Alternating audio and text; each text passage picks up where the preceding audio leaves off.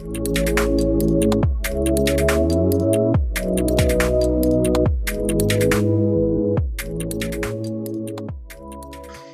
gracias por invitarme. Nada, bueno, y ojalá podamos cubrir todo lo que material que tengo. En todo caso, voy a compartir siempre la slide después al final de la clase y bueno, ahí está mi correo también después al final y cualquier cosa podemos conversar. Soy afiliado al Centro Faro de la Universidad del Desarrollo, que estamos recién lanzando un centro de investigación en la Universidad del Desarrollo que se llama Faro.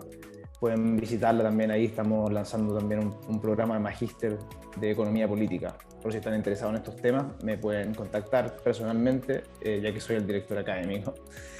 Bueno, y el tema de hoy, más que nada, una revisión de cómo se contrapone el socialismo con la escuela austriaca, al mismo tiempo revisar un poco cuál fue el aporte de la escuela austriaca a la economía política desde la perspectiva del debate entre el capitalismo y el socialismo. Más o menos eso es como lo que vamos a ver hoy día. Entonces, bueno, lo que vamos a ver hoy día, vamos a ver primero cómo la humanidad ha progresado desde 1700 en adelante.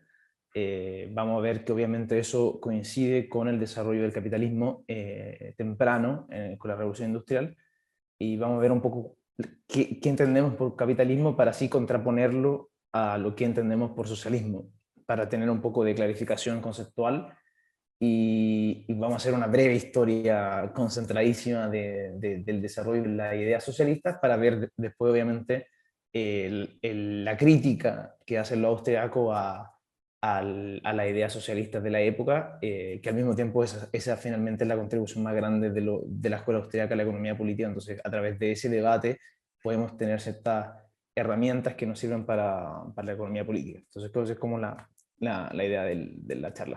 Entonces, bueno, yo creo que siempre me gusta partir con este gráfico porque creo que el gráfico más importante que cualquier persona debería ver en su vida. Si hay un solo gráfico que alguien tiene que ver, es este.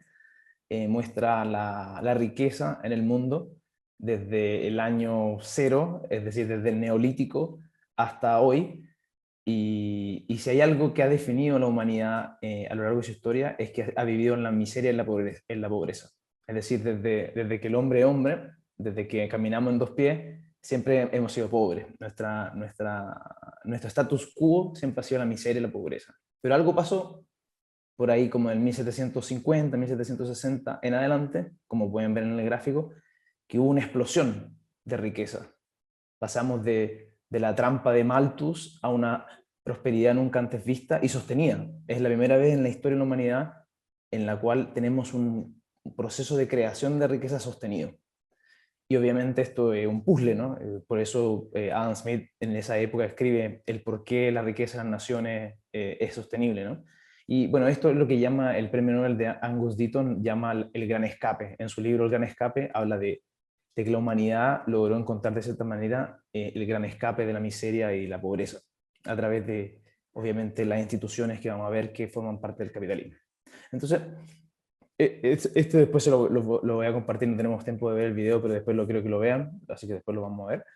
Entonces, obviamente, esa explosión de riqueza obviamente está vinculada a las propiedades y a las instituciones del capitalismo, porque el capitalismo nace justo contemporáneamente a ese proceso de producción de riqueza, aproximadamente en el 1700-1800. Entonces, ¿qué entendemos por capitalismo? Porque generalmente la gente tiene, porque es una palabra obviamente muy ideológicamente debatida, entonces la idea es tratar de poner ciertas definiciones.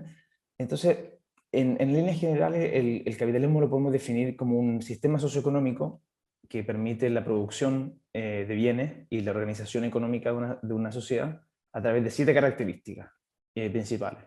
Primero es la creación de propiedad privada o derechos de propiedad, donde los derechos de propiedad están bien definidos y descentralizados en la sociedad. Es decir, hay muchos derechos de propiedad dispersos en la sociedad. El segundo es la libertad de acumulación de capital, obviamente donde las personas tienen la habilidad y la libertad de acumular riqueza y capital a través del ahorro, que está vinculado obviamente con la propiedad privada y con los derechos de propiedad. En la tercera propiedad del capitalismo es que los intercambios entre los individuos se hacen a través de dinero. Es decir, no se hace a través de ficha, o no se hace a través de trueque, no se hace a través de otros bienes, sino que hace a través de algo que se llama dinero. Obviamente la cuarta propiedad es que es un sistema que depende mucho del comercio y los mercados. Las personas tienen la habilidad de establecer relaciones comerciales y de ir a los mercados a vender un sinfín de bienes y servicios. Quinta propiedad del capitalismo es la existencia de la empresa, obviamente, que en otros sistemas no es tan predominante, es decir, una institución legal que está separada del dueño, es una entidad legal que está separada del dueño a través de derechos de propiedad y de cierta marco jurídico que le permite a esta entidad de existir, ¿no? Como una entidad propia que se dedica a la producción de bienes con el objetivo de generar riqueza. Sexta propiedad son los contratos, es decir, es un sistema que se basa sobre todo en contratos legales de intercambio, ¿no? Nosotros firmamos contratos, la gente que trabaja firma contratos de trabajo, es un sistema que depende mucho de contratos descentralizados que están definidos por el marco legal. Y séptima propiedad es que la relación contractual y la relación de trabajo son a través de salarios, es decir, a través de salarios monetarios y a través de contratos laborales. Esa es como, en una sustancia básica, las 7 características esenciales de un sistema capitalista. Si un sistema tiene la mayoría de estas cosas, se podría decir que está bajo un sistema capitalista. Al mismo tiempo, está muy relacionado esto con la libertad económica. Por ejemplo, hay un índice que me gusta siempre citar, que se llama el Heritage Foundation, que es uno que demuestran como los índices de libertad económica. Entonces, los países que son más capitalistas son aquellos que son siempre más libres económicamente, generalmente, porque las libertades económicas obviamente están relacionadas con mejores derechos de propiedad más establecidos, más libertad de ocupar mercados, contratos laborales, contratos empresariales bien protegidos y bien regulados, etcétera, etcétera. Entonces, los países, como ven en el gráfico, que son más libres económicamente, generalmente son los que son más capitalistas a nivel de intensidad. Podemos ver que, por ejemplo, países como Australia, Nueva Zelanda, el Reino Unido, Estonia, son países que son muy libres económicamente y por ende están muy vinculados con una intensidad de capitalismo más libre. Mientras que obviamente países como, por ejemplo, el Congo, Irán, Suriname no son capitalistas, obviamente tienen una libertad económica casi muy baja, ¿no? Como por ejemplo Venezuela y Corea del Norte son los países que tienen la libertad económica casi cero, obviamente porque son países socialistas de cierta manera. Entonces, eso a nivel como empírico, vayan al Heritage y ahí pueden revisar las distintas mediciones. Entonces está como vinculado libertad económica y capitalismo de cierta manera. Entonces, para sintetizar, tenemos los derechos de propiedad o la existencia de la propiedad privada, la libertad de acumulación de capital, los intercambios son descentralizados a través de mercados con dinero, existen amplios mercados y hay libertad de comercio tanto nacional como internacional. Las empresas se dedican a producir bienes y servicios más que las familias, porque en otros sistemas, por ejemplo el sistema feudal, no existían las empresas, y en el sistema socialista las empresas están controladas por el Estado. Entonces son empresas privadas que se dedican a la producción de bienes y hay una red extensa de contratos legales protegidos por un sistema legal y protegidos por el Estado, que es dentro de todo el rol principal del Estado, el proteger este marco jurídico en el cual los privados interactúan, y existe un mercado del trabajo que se coordina a través de precios, y el precio de la coordinación del mercado del trabajo son los sueldos, ¿no? Los salarios, y también existen contratos de trabajo protegidos por la ley. Eso es como, en pocas palabras, lo que deberíamos entender por capitalismo. Entonces, obviamente, estas propiedades surgieron de forma conjunta a mitad del 1700, porque si bien los mercados ya existían, por ejemplo, los mercados ya existían en Roma, cuando en el Imperio Romano, en la antigua Grecia, existían mercados, en la ruta de la seda existían mercados y existía dinero, ¿no? Pero estas 7 cosas juntas, es decir, la existencia de la empresa como entidad jurídica, la dispersión de la propiedad, la libertad de emprender, etcétera, etcétera, todas estas propiedades que definimos hoy se encuentran juntas por primera vez como en una sopa en el 1700. Entonces, obviamente, todos los economistas concuerdan que el nacimiento del capitalismo a través de la revolución industrial fue lo que explica la explosión de riqueza que se produce en el mundo. Entonces, obviamente, hay una relación muy fuerte entre todas las propiedades que vimos del capitalismo y la creación de riqueza. Creo que el gráfico habla por sí solo en ese sentido. No obstante, a pesar de que existe el capitalismo, siempre hay como un debate con respecto si es una cosa buena o no mala, y ahí cuando surge el socialismo, sobre todo cuando surge después de la revolución industrial a través del marxismo. Pero vamos a ver como las distintas corrientes del socialismo ahora en breve. Entonces, ¿qué es el socialismo? A nivel como bien básico, hay distintas definiciones, porque obviamente el mundo del socialismo a nivel teórico no hay como una visión ordenada o coherente del socialismo. Entonces, hay distintas visiones. Pero yo lo defino como el socialismo clásico, digamos, como canónico.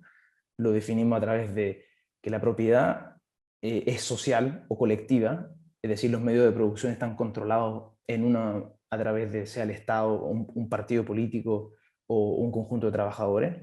Entonces, la propiedad está concentrada en un partido o en el Estado.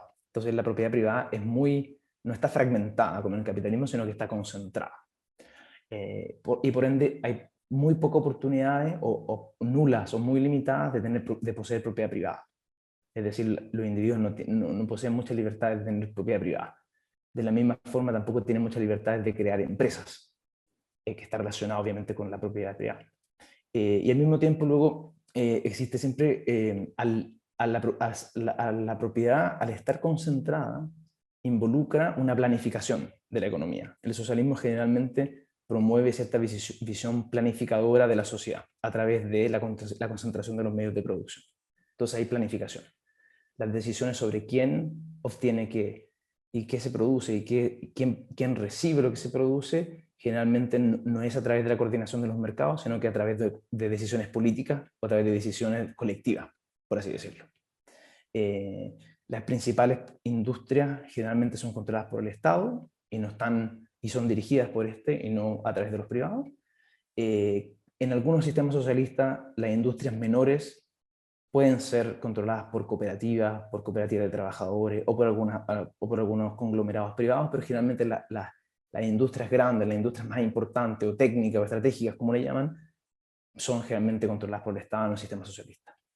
Y obviamente esto implica que también los contratos y la libertad de trabajo se ve muy limitada porque el individuo generalmente trabaja no para necesidad personal, sino para necesidad del colectivo. Entonces los mercados laborales están fuertemente restringidos y la libertad de cambiar de trabajo está fuertemente limitada en un sistema socialista.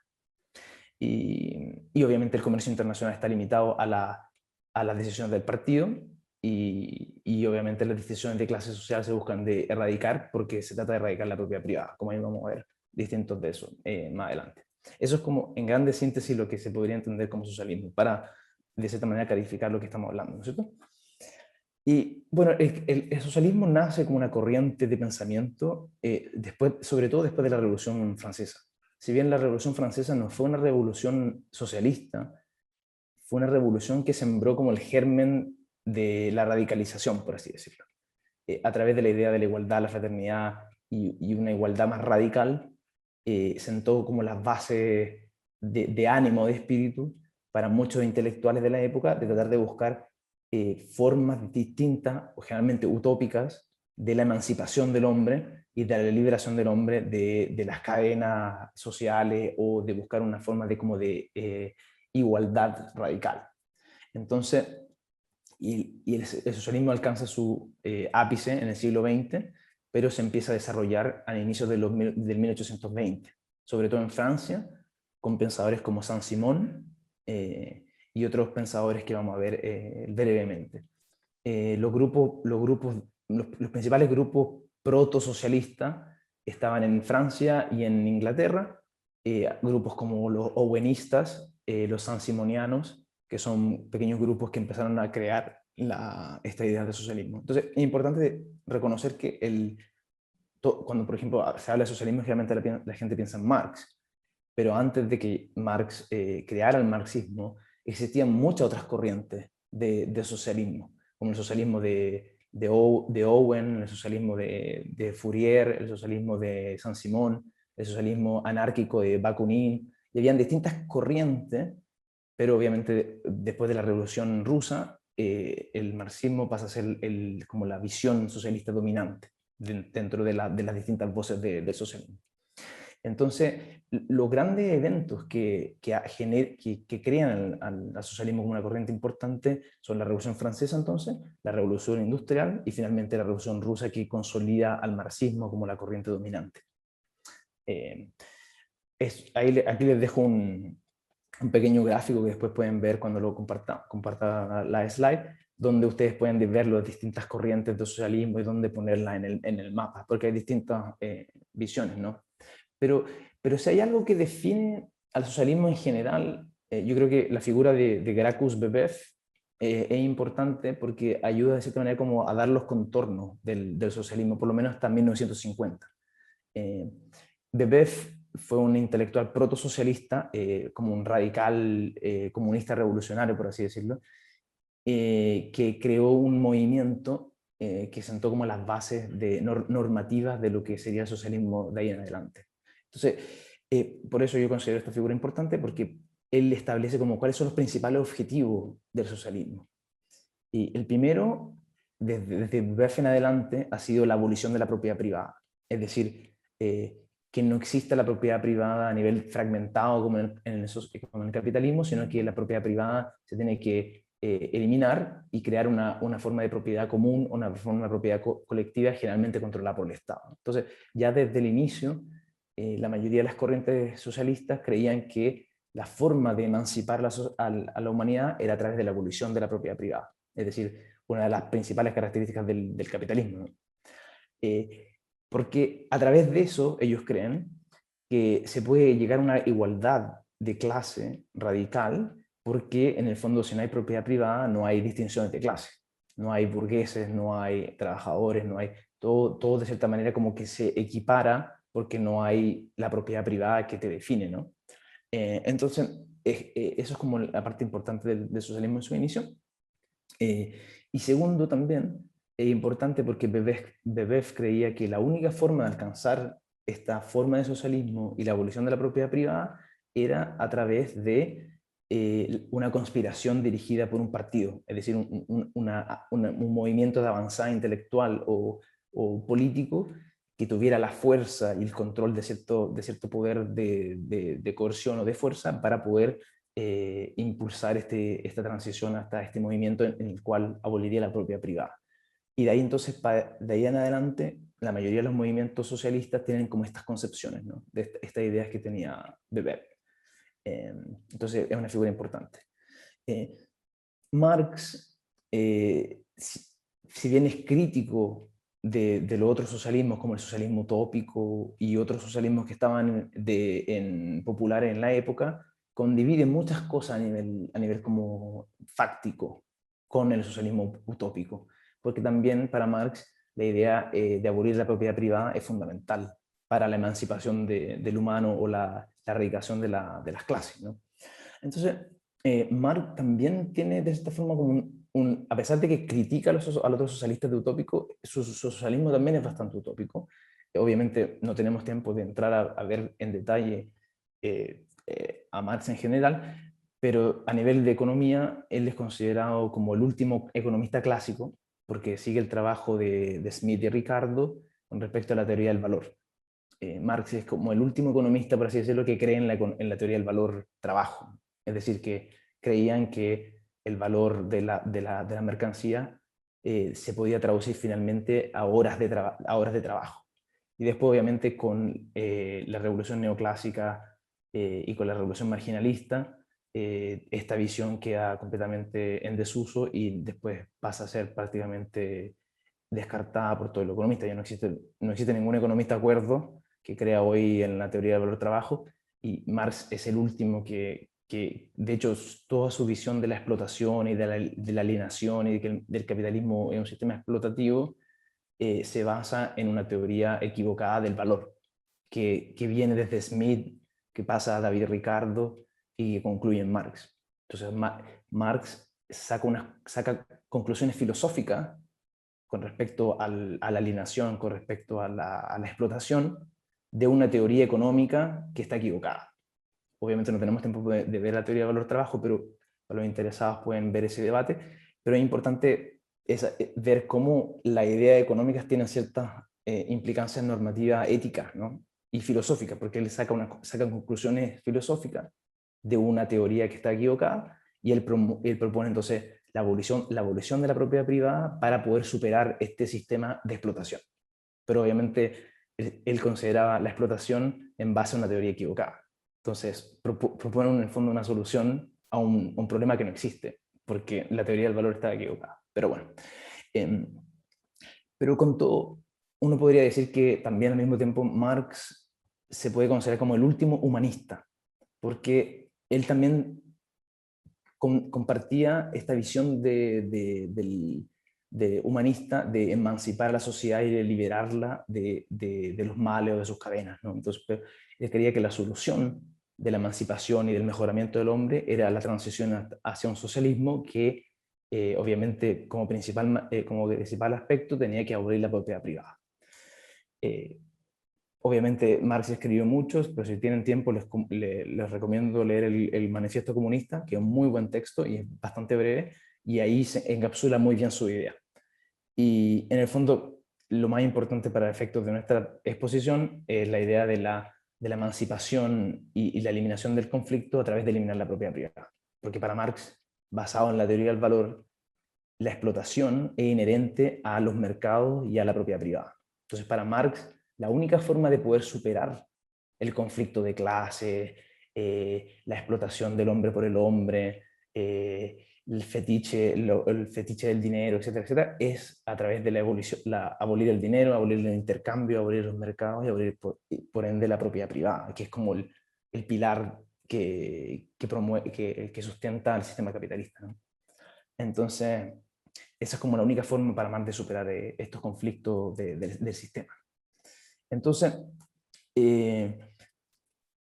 bueno, podemos hacer distintas críticas a Marx. Obviamente no tenemos mucho tiempo, así que les voy a dejar la slide. Pero en el fondo, el gran problema de la teoría de Marx es que no tiene detalles institucionales respecto a la solución. Porque él dice, la solución es abolir la propiedad privada. Ok, pero después, ¿qué hacemos? ¿Qué se hace cuando se abole la propiedad privada? ¿Quién es la persona que va a planificar? ¿Cómo se coordina la sociedad si no hay propiedad privada y si no hay precios? ¿Quién es el que hace las decisiones? ¿Un poder político? ¿Un poder democrático? ¿Quién es el colectivo? ¿Quién es la democracia? No hay ninguna explicación de los detalles en los cuales se podría coordinar este sistema. Entonces, de esa forma Marx es muy utópico, porque él cree que la abolición de la propiedad privada es la solución, pero no da ningún detalle institucional respecto a cómo se solucionaría el problema de la coordinación en la sociedad sin la propiedad privada, que es la crítica principal de los austríacos. Bueno, ahí les voy a compartir la slide para que las puedan ver con más detalle. Pero en el fondo, una de las cosas más importantes, yo creo, que de hecho después lo dice Hayek en el Camino a la Servidumbre, es que cuando se hace una abolición de la propiedad privada, después, ¿quién es el que tiene el poder respecto a cómo definir los derechos de propiedad? ¿No es cierto? Porque, por ejemplo, en un sistema capitalista donde hay un Estado, el Estado, de cierta manera, define el marco de derechos de propiedad, ¿no? Pero cuando llega un poder, por ejemplo, como un poder político comunista, y quiere eliminar los derechos de propiedad, ellos después, de cierta forma, tienen el poder de crearlos o de quitarlos a voluntad. Entonces eso genera una concentración de poder enorme y de discreción enorme que genera obviamente un sistema totalitario, porque tienen el poder de asignar derechos de propiedad a voluntad. Entonces, cuando hay ese poder tan grande, se generan fuertes incentivos para que la gente más violenta o la gente que tenga menos ética se haga con el poder para poder hacer esa asignación de los derechos de propiedad, porque es un poder muy grande, porque en el fondo todos los recursos de un país se pueden designar a través de definir esos derechos de propiedad, ¿no? Y hay distintas críticas que se le pueden hacer con respecto a la visión romántica de que se puede colaborar sin derechos de propiedad, cuando obviamente la evidencia muestra que los derechos de propiedad son fundamentales para definir quiénes son los que tienen los incentivos para poder hacer la producción. Pero bueno, la idea era más que nada darle una pequeña introducción para entrar después a ver la contribución de los austriacos. Pero como en grandes líneas, si uno ve el desarrollo intelectual del socialismo, si hay algo que une a los pensadores del socialismo en general, es una desconfianza profunda en las fuerzas del mercado, en el poder de los precios y en el poder del comercio en coordinar a la sociedad. Yo creo que esa es como el principal, por lo menos hasta 1950, hasta antes de la caída del muro de Berlín. Si hay algo que une al pensamiento socialista, esta desconfianza o odio incluso alguno con respecto a las fuerzas coordinadoras del mercado y a la propiedad privada en particular, porque obviamente lo ven como un elemento inherente de la explotación. Entonces hay un consenso en el mundo socialista, por lo menos hasta antes de la caída del muro, en que los mercados no deberían ser la forma de coordinar la producción, y por ende la propiedad privada tiene que ser eliminada.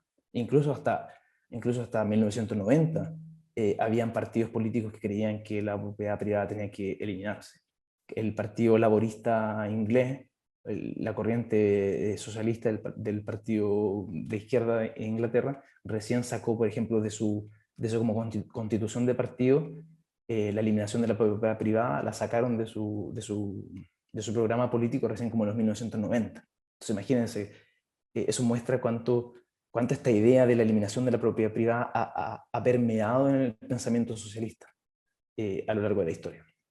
Entonces, obviamente, a través de ese nacimiento, de esa idea de la eliminación de la propiedad privada, es que nace el debate del cálculo económico, que es como la contribución más importante de los austriacos con respecto a este debate. Entonces ahora vamos a ver en breve ese debate en los últimos 15 minutos que nos quedan. Entonces, el debate del cálculo económico, de hecho, es considerado, si bien no se enseña lamentablemente en los cursos de economía, pero sí en la Universidad del Desarrollo, esperemos, el debate del cálculo económico es considerado por los economistas, a pesar de que no se enseña, como el debate más importante del siglo XX de la economía. Obviamente han habido innumerables debates a lo largo de la historia de la economía, pero este debate es considerado uno de los más importantes, al menos del siglo XX, incluso de toda la historia. Y nace cuando en 1920 Ludwig von Mises escribe un tratado en alemán cuestionando la idea de la eliminación de la propiedad privada. Entonces lo que hace Mises, de cierta manera, es criticar a él, porque acuérdense, de 1920 es cuando están iniciando la Revolución Rusa, las ideas de Marx vuelven a ser resucitadas por la Revolución Rusa, entonces toda esta idea de la eliminación de la propiedad privada está súper en boga en la Europa continental y en la Revolución Rusa. Entonces, lo que hace Mises, en el fondo, es criticar esta idea de que es posible coordinar la sociedad sin la propiedad privada, en el fondo. Entonces, los socialistas creían en esa época que la sociedad y la producción podía coordinarse casi al mismo nivel de eficiencia que bajo el capitalismo, sin la necesidad de la propiedad privada. Es decir, que ellos creían que podían generar riqueza, coordinar la sociedad y coordinar la producción de manera eficiente sin tener que ocupar propiedad privada y mercado, sino que a través de la planificación central. Entonces, que van de la mano, de hecho. Como vimos con el tema de los incentivos, el abolir la propiedad privada necesariamente te lleva a tener que planificar. Lo otro sería anarquía. Entonces, si no hay propiedad privada para coordinar la producción y cómo utilizar los métodos de producción, la única otra solución posible es que alguien o un partido o una entidad política decida qué se hace. Entonces, la planificación central es la respuesta lógica a la falta de derechos de propiedad, porque son eliminados. Y al mismo tiempo, el tener planificación central que define derechos de propiedad te da un poder casi absoluto sobre la economía y por ende casi absoluto sobre la sociedad, que es el punto que hace Hayek después con respecto al camino de la servidumbre. Entonces, bueno, Ludwig von Mises lanza esta crítica con su texto, el cálculo económico en la Commonwealth socialista, y después Hayek, que fue su discípulo, expande su trabajo en los años 40 y los años 30 con respecto a la idea del conocimiento, el uso del conocimiento en la sociedad con respecto a el rol que juegan los precios en coordinar la sociedad, ¿no es cierto?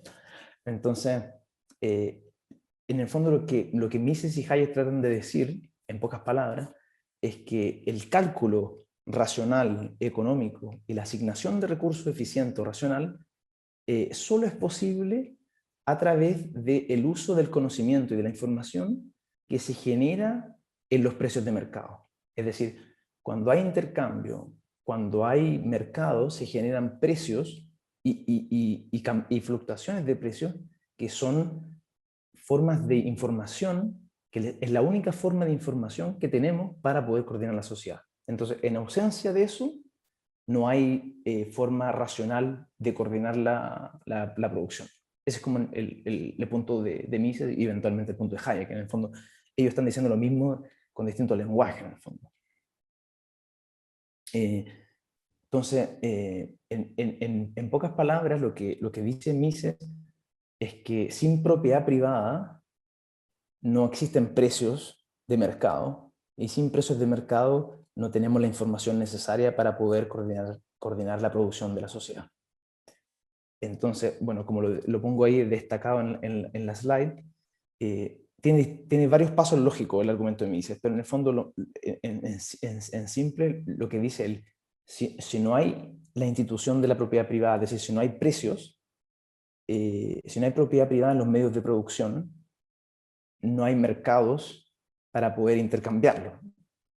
Si no hay mercados para poder intercambiarlo, no pueden emerger o surgir precios, ¿no es cierto? Y no hay la función empresarial que crea estos cambios de precios, ¿no?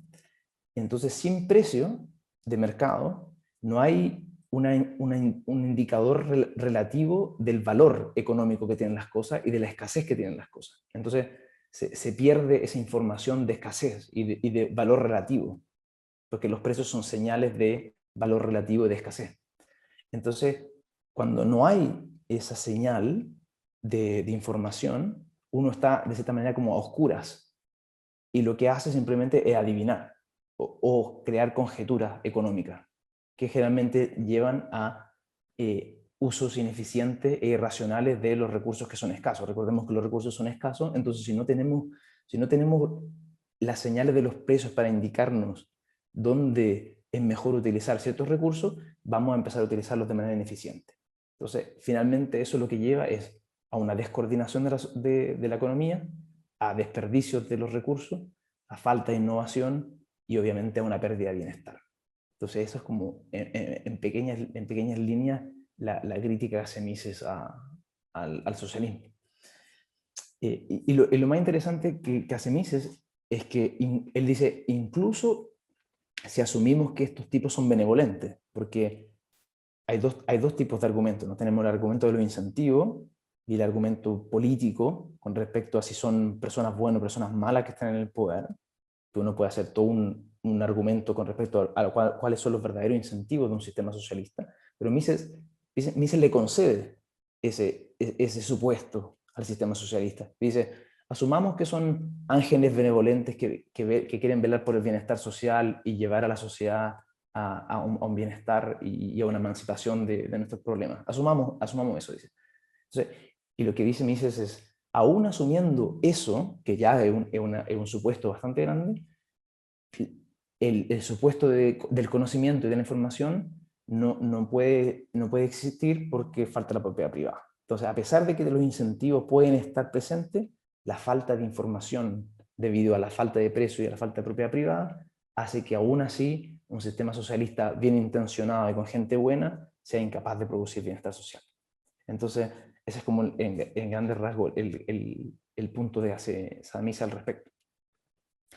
Y yo creo que, bueno, ahí van a tener tiempo de leerlo, pero creo que esta frase de Trotsky era la mano derecha de la Revolución Rusa cuando llegan al poder, y él era como el planificador central máximo, el cerebro de la revolución con Lenin, y él escribe en sus memorias, él escribe qué pasó cuando trataron de eliminar los precios y cuando trataron de eliminar la propiedad privada. y en el fondo la frase final me gusta mucho porque en el fondo habla exactamente lo que decía Mises, ¿no? Dice, con la liquidación del mercado y cuando eliminamos el sistema crediticio, cada fábrica parecía que era un teléfono que le habían cortado el cable de comunicación.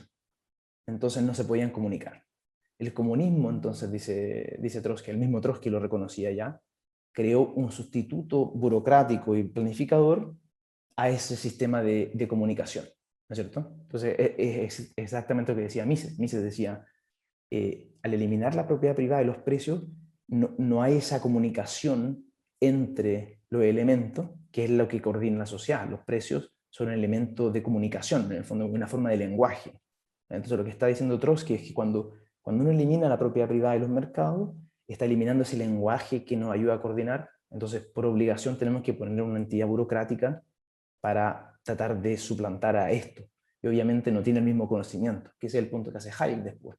Una entidad burocrática no tiene el mismo conocimiento que el sistema de precios genera desde abajo hacia arriba. Bueno, hoy en día se reconoce a nivel intelectual aproximadamente desde el año al menos 80 en adelante que Mises y Hayek ganaron el debate intelectual con respecto al socialismo. Y yo creo que una de las conclusiones más fundamentales del debate es que la planificación económica racional y una economía generadora de riqueza y que sea eficiente a escalas nacionales no puede existir sin derechos de propiedad y sin mercados bien definidos. Es decir, de cierta manera podemos extrapolar esta conclusión y decir, sin las propiedades del capitalismo que vimos anteriormente, que están vinculadas a lo que están diciendo Mises y Hayek, no hay forma de generar riqueza sostenida, como lo vimos en el gráfico, ¿no? Entonces, el argumento de Hayek y Mises es muy fuerte en ese sentido, porque están diciendo que una economía planificada que sea racional, que no pierda recursos y que produzca bienestar sostenido, es inseparable de instituciones que defiendan la propiedad privada, que defiendan la posibilidad del mercado y que promuevan el comercio para la generación de precios. Entonces, ellos están diciendo, son las instituciones lo importante para generar ese conocimiento, ¿no es cierto?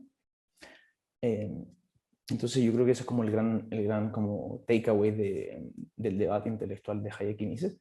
Y bueno, obviamente yo creo que el hecho de que en 1974 Hayek haya ganado el premio Nobel precisamente por este tipo de argumentos es como la validación máxima a nivel de la ciencia económica al hecho de que los austriacos ganaron ese debate. Y al mismo tiempo yo creo que esta es como la contribución más importante de los austriacos, si bien la escuela austriaca participó en la creación de la teoría marginal de los precios, la creación del precio, la teoría del dinero, y distintas contribuciones de teoría económica más como abstracta. Yo creo que a nivel de economía política, la contribución de Mises y Hayek a la economía política es de enfatizar el rol que tienen las instituciones en la generación de conocimiento que permite la coordinación de la sociedad, ¿no es cierto? En el fondo lo que estamos hablando es un sistema de comunicación, pero en la ausencia de las instituciones no hay ese conocimiento, ese es como el punto de Hayek, ¿no? En su gran ensayo del 45, el uso del conocimiento en la sociedad, él dice, y Mises también está diciendo, si uno quita las instituciones que defienden a la propiedad privada y defienden al libre intercambio, lo que estamos haciendo es quitar las bases institucionales para la generación del conocimiento que permite la coordinación eficiente del conocimiento para hacer un uso eficiente de los recursos y de innovación. Entonces, yo creo que la tesis de Mises y Hayek, de nuevo, se puede resumir en que los mercados son un proceso de coordinación dinámico que genera información que al mismo tiempo todo ese sistema depende de las instituciones como la propiedad privada, los mercados, que depende de todas esas instituciones que vimos al inicio de la presentación. Entonces, hay una relación importantísima entre las instituciones los procesos de generación de conocimiento y la creación de bienestar. Ausente las instituciones, no tenemos la generación de conocimiento que nos permite coordinarnos y por ende generar bienestar. Esa es como yo creo que la gran contribución de la escuela austríaca. Y bueno, si lo podemos poner como en bullet points, la primera conclusión es que la burocracia y el Estado no puede simular mercados, porque los socialistas creían que la burocracia era capaz de emular y copiar lo que hace el capitalismo. Y gracias a Mises y Hayek ha quedado demostrado que las burocracias no pueden emular el conocimiento que es generado a través de las interacciones individuales de los elementos que interactúan a través de los mercados. Las burocracias no pueden copiar ese conocimiento, porque existe solo bajo la propiedad privada. Y segundo elemento de conclusión es que el mercado en el fondo es un orden espontáneo, una catalaxia, donde la generación de conocimiento surge solo cuando existen estas instituciones. Entonces, los datos generados por este proceso se van renovando constantemente, porque es un proceso que está en constante descubrimiento, en constante generación de conocimiento. Y por ende, no pueden ser, este conocimiento al ser local y al ser tácito, no puede ser capturado por ejemplo, sistemas de estadística o sistemas burocráticos que recopilan la información, o por ecuaciones lineares, etc. Entonces, el mercado es un orden que no puede ser de cierta manera, hay que dejarlo operar para la generación de conocimiento que nos ayuda a coordinarnos. Y finalmente, relacionado con el punto anterior, es que el punto que hace Hayek en su trabajo de los años 40, que hay cierto conocimiento entonces económico que es fundamental para coordinar una sociedad, pero este conocimiento no se puede centralizar, no se puede capturar a través de, por ejemplo, una estructura burocrática, etcétera, etcétera. Y más encima, al querer destruir las instituciones que generan este conocimiento, uno está destruyendo toda esa información importante para la coordinación de lo eficiente de los recursos. Entonces, no solo no se puede centralizar y capturar a través de la burocracia, sino que al imponer una burocracia que elimina los derechos de propiedad y los mercados, estamos destruyendo en cierta manera la máquina que genera la información, que nos ayuda a coordinarnos. Y eso yo creo que es como la gran contribución de los austríacos a la economía política. Y bueno, yo les recomiendo, bueno, obviamente partir por Camino a la Servidumbre. La colección de ensayos de Hayek también es muy bueno, y finalmente también en español, si están interesados en el debate del socialismo, esas dos contribuciones en español también están muy buenas. Y eso, gracias. Excelente, muchas gracias Pablo, excelente presentación. Bueno, nos mencionaste que vas a enviar esta presentación, ¿cierto? Así también la gente que nos está acompañando hasta ahora va a poder también revisarla con más calma. Hay algunas preguntas acá en el chat. Les recuerdo también a la gente que nos está escuchando que pueden hacer sus preguntas en la sección preguntas y respuestas. Y la primera pregunta la hace Jorge. Dice, ¿no es en realidad una lucha entre el intervencionismo estatal keynesiano y el libre mercado de Hayek durante el siglo XX? Keynes también tiene un Nobel, señala Jorge. Con respecto a los debates de la historia económica, obviamente hay debates importantes a lo largo de la historia. Obviamente el que tuvo Keynes con Hayek sin duda fue importante, pero yo creo que por lo menos a nivel de cuánto útil pueden ser las ideas para nuestros días, creo que el debate del socialismo es más interesante como a nivel del rol que juegan las instituciones y el conocimiento en coordinar la sociedad. Y obviamente Keynes no ganó el Nobel porque murió antes de que se instaurara el Nobel, creo. Así que no lo pudo ganar, pero es un debate interesante, pero yo creo que el debate este es mucho más práctico a nivel de discusión. Gracias, Pablo. Ahora la pregunta la hace Natalia y dice, ¿existe la posibilidad de que el mercado, siendo un orden espontáneo, pueda ser perjudicial para una sociedad? ¿Está esa posibilidad? Sí, sin duda. En el fondo, el punto que hace Hayek no es que los mercados son perfectos y hay que dejarlo operar sin un marco jurídico. De hecho, si leen El Camino a la Servidumbre, hay pasajes en ese mismo texto donde Hayek dice los mercados tienen que ser bien diseñados a través de un marco jurídico que vele por la libre competencia, que vele porque no haya colusión, que vele por que no haya malas prácticas, etcétera, etcétera. Porque al final los mercados están formados por personas y las personas somos seres de carne y hueso que tendemos a ser falibles y obviamente los mercados van a ser falibles cuanto somos nosotros falibles. Entonces yo creo que el punto de Hayek no es, el punto de Hayek es los mercados son importantes porque generan conocimiento. Ahora bien, hay que tener un marco de regulación bien diseñado para que esos mercados no terminen generando más daño que bien. La idea es que generen conocimiento, pero al mismo tiempo no generen daño, y para eso tiene que haber un marco jurídico. Súper. Recuerden que pueden votar por su pregunta. Aquí la segunda pregunta más votada dice: buenas tardes, ¿podrías, justo aquí votar, ¿podrías dar un comentario sobre el capitalismo chino?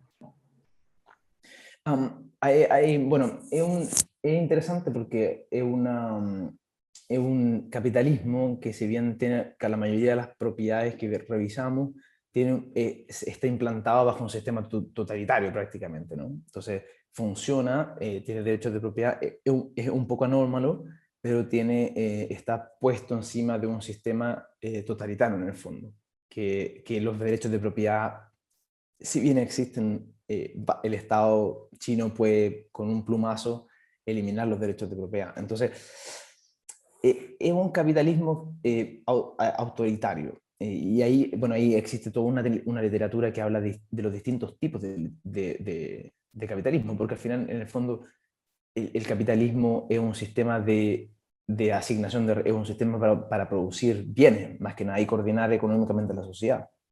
Eso no quiere decir que sea compatible con otros sistemas políticos. Entonces, el capitalismo es como un sistema socioeconómico, pero que puede estar implementado en distintos sistemas políticos. Puedes tener un sistema de Estado de Derecho, tipo como los que tienen la mayoría de los países anglosajones, o puede ser un sistema completamente autoritario, o puede ser un sistema de cazadores de renta, por ejemplo, como tienen los países latinoamericanos como Argentina y México, que tienen como un capitalismo disfuncional que está lleno de rentistas, de cazadores de renta, o también tienen la versión china que está encima de un autoritarismo, ¿no? Entonces, en ese sentido hay que saber separar la agua y ver, ok, China tiene las propiedades de un capitalismo, pero está sustentado en un sistema político que obviamente va en contra de las libertades de los individuos. Eso no significa que el capitalismo sea necesariamente en contra de la libertad de los individuos, sino que el sistema político en el cual subyace está en contra de los individuos. Hay un libro, si están interesados en el capitalismo chino, hay un libro que se llama Capitalismo Alone, de Branko Milanovic, y él habla de los distintos tipos de capitalismo, que también es un libro muy interesante. Muchas gracias por acompañarnos, Pablo. Le agradezco también a la gente que nos está acompañando hasta ahora. Ahí está el contacto de Pablo también, si desean hacer alguna pregunta. Si quieren mandarme un email, ahí está, ese es mi correo. Si alguien quiere información del magíster o preguntarme del libro o lo que sea, yo estoy disponible a responder sus dudas, sus inquietudes, así que mándenme un mail. Súper, excelente. Muchas gracias, Pablo, que te vaya muy bien y que tengan todos una muy buena semana.